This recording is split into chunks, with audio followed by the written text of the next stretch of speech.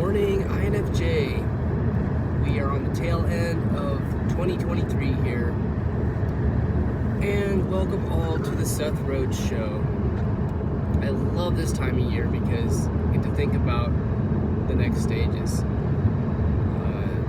a whole new year on the calendar. It's also kind of this weird in-between week between Christmas and New Year's. Just a great time to dream. For my family got sick. I find that sickness, that if it's not chronic, if it passes, has a great reset. I'm not into chronic sickness. That's no fun. Pretty much everyone I've ever known has dealt with that. That's not good. But sickness that passes is a great chance to reset, kind of get your priorities back, and be thankful. I always find that the tail end of sickness is when I'm the most thankful, because all of a sudden it just, it gives me such great perspective on what matters, what I'm thankful for. So between being sick as a family, getting over it, and then looking at 2024, I'm extremely blessed, yes. Thankful, yes. Excited, yes. Grateful. Yeah, so I was listening to Wences and her latest series for the Hermit Mode Glow Up. She's an INFJ coach. Her YouTube channel, Wences INFJ Life Coach, is superb. It is the best source for INFJ coaching that I am aware of. So props to her. She and her channel encouraged me over and over and over again. I listened to, probably 100 hours. It feels like hundreds of hours, but lots of hours. And I keep coming back. So, wow. But yeah, INFJ vision setting. I always personally felt like I couldn't set a vision. I felt like it was hard. She insists that INFJs are good at visions, and yet they often don't do them. Here's why. They feel that the need to take action is so strong, but the path forward is so overwhelming that setting a vision can be almost too much. So we sometimes shy away from vision, preferring to remain in our normal observational state and not take action. And that's fine, but you won't get to where you want to go, and you won't get there quickly.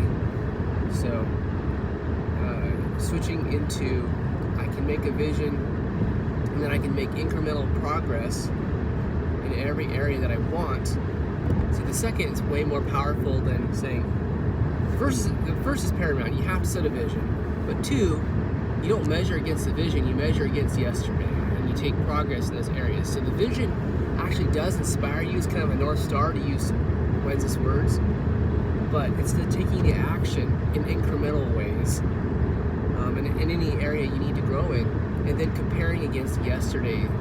So you see the growth, and you focus on the growth. So you focus far out, you have that big, overwhelming sort of global vision, but you also have daily progress that you're measuring, because that's so sustainable, it's so wise, it's what you can do day to day. Like, for instance, I want to run a mile. Well, that's way better than a marathon, but the marathon might give you the emotional global vision to say, I gotta get better at running. But you measure getting better at running with how long were you able to run, and how many times a week were you able to get out to run.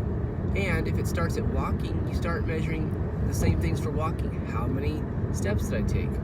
That's easy to measure with the pedometer. Or how many minutes did I walk? What was my heart rate?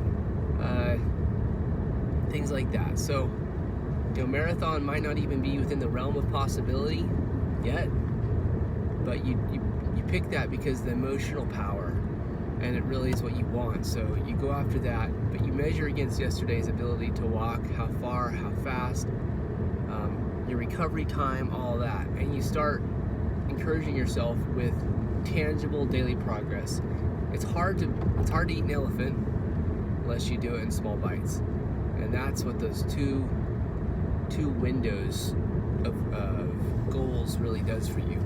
one gives you the emotional power. I'm going to be a marathon runner. I'm a runner. I'm amazing. I'm going to be amazing. And the fact that you're walking better and that you're being consistent, that's what gives you the day-to-day encouragement to keep going and be sustainable, which turns out is much more important than just having that global vision by itself.